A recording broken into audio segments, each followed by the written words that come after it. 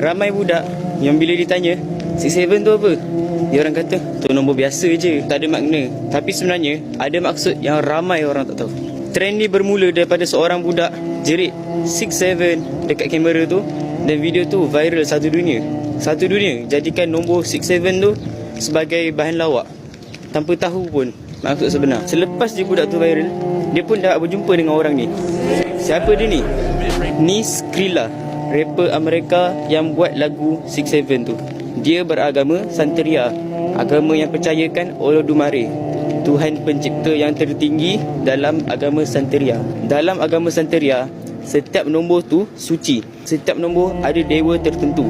Nombor 6 untuk dewa Ogun, dewa perang, dan nombor 7 untuk dewi ibu lautan. Dia pun ada buat lagu Words for Osun. Siapa Osun? Dewa cinta.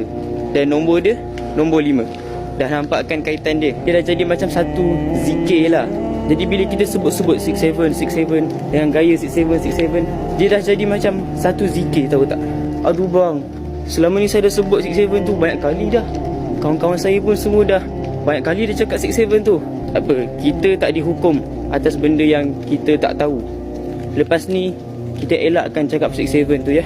Lepas ni kita elakkan sebut 67 tu bila dekat sekolah ke, kat internet ke. Sebab ramai budak-budak dekat internet ni yang saya tengok bila ada nombor 67 je terus cakap 67.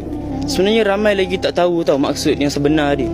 Jadi kepada yang tengah tengok video ni sekarang ni, tolong parent ke, budak sekolah ke, sebarkan kepada orang lain. Kita sebarkan supaya ramai lagi orang dapat elakkan.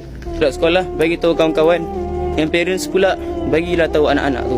Siapa yang selalu sebut 67 tu, elakkan je, sebarkan kebenaran.